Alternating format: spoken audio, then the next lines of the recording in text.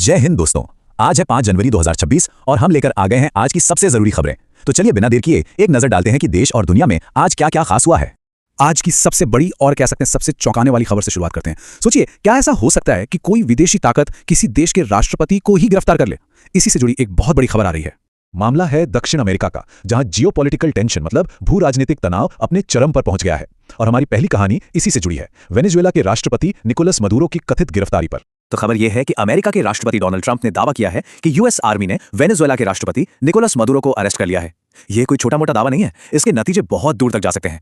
तो सवाल उठता है कि अमेरिका ने आरोप क्या लगाया है। आरोप है नार्को टेररिज्म और ड्रग स्मगलिंग का।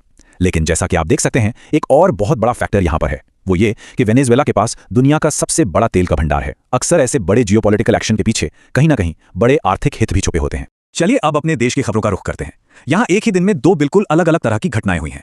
एक तरफ एक दुखद हादसा है, तो दूसरी तरफ टेक्नोलॉजी से जुड़ी एक बड़ी खबर।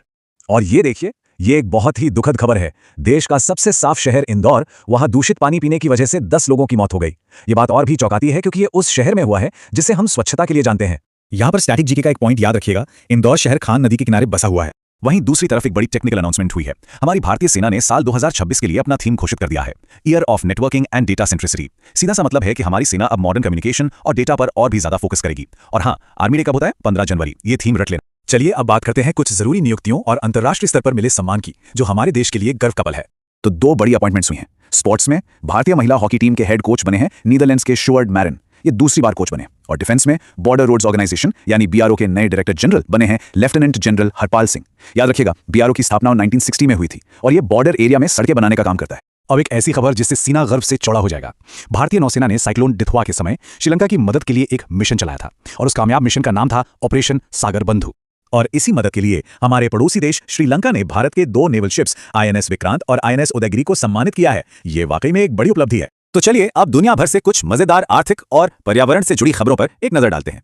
दुनिया की इकोनॉमी में भी कुछ बड़े बदलाव हुए हैं। देखिए, तुर्कमेनिस्तान ने क्रिप्टो करेंसी माइनिंग को लीगल कर दिया है और दूसरी तरफ बुल्गारिया अब यूरो करेंसी को अपनाने वाला 21वां देश बन गया है। और अपने देश में भारतीय रेलवे ने एक और बड़ा कदम उठाया है। भारत की पहली वंदे भारत स्लीपर ट्रेन जानते हैं कहां से कहां तक चलेगी? ये गुवाहाटी को हावड़ा से जोड़ेगी। लंबी दूरी का सफर अब और भी आरामदायक होने वाला है। और अब एक ऐसी खबर जो सुनने में थोड़ी अलग है लेकिन बहुत ही खास है। पेरू देश ने एक ऐसा कदम उठाया है जो पहले कभी नहीं हुआ। उन्होंने बिना डंक वाली मधुमक्खियों को, जी हां, मधुमक्खियों को कानूनी अधिकार दे दिए हैं। यह फैसला पर्यावरण से जुड़े कानूनों में एक मील का पत्थर है। इसे पर्यावरण अधिकारों के लिए दुनिया में पहली बार उठाया गया कदम माना जा रहा है। यह सचमुच में अनोखा है। तो आज हमने ये सारी खबरें देखी, पर सवाल यह है कि इन सब का क्या मतलब है। चलिए एक नजर डालते हैं कि आज की ये खबरें कल की दुनिया को कैसे शक्ल देंगी। तो दोस्तों, जियोपॉलिटिक्स से लेकर मधुमक्खियों की पॉलिटिक्स तक आज की कौन सी छोटी कहानी कल की बड़ी हेडलाइन बनेगी, ये सोचने वाली बात है। आज के लिए इतना ही। हमारे साथ जुड़ने के लिए धन्यवाद। जय हिंद, जय भारत।